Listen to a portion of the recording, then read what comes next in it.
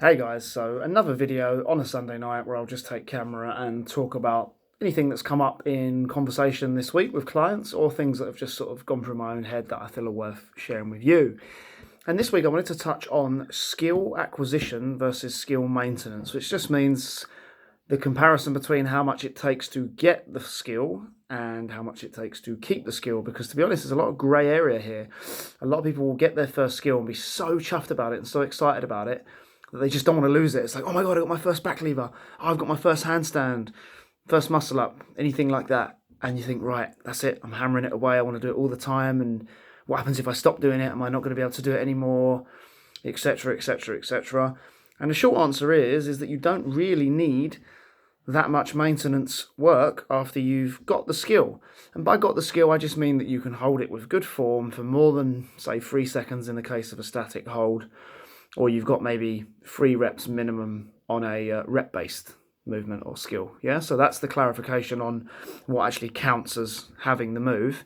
Keeping the move is a little bit different, and obviously keeping the move, and by keeping I mean you're not trying to increase. So we're not talking about improving hold times, improving quality. We're just keeping to the level that you got. So if you've got a consistent 3 to 5 second hold, you want to be able to do 3 to 5 second holds under good circumstances as much as possible. What does it take? Does it take as much to keep the skill as it did to get it? No, it doesn't. I found this myself with a very, very personal experiment this last month or so that wasn't even intentional. I'd had a wrist issue for the last month or so due to, like I say, an injury that's only just started to allow me to bear enough weight through my wrist now to even just play around with handstands. And don't get me wrong, the volume's light. I certainly can't do a lot. But I've actually found that my handstand has gone nowhere at all. It hasn't really declined. I can still balance just as good as I did training it all the time a month ago. So the takeaway from here is that all that training that I was doing, just doing general handstand lines, although it was making me more efficient at the skill, it probably was taking more than it was giving, in a sense, because handstands are more neurological. So they were probably taking what was in reserve from my central nervous system for strength training work was being, mitigated out for the handstand work. So long story short, you don't really need to be training the skill all the time if you just want to keep it.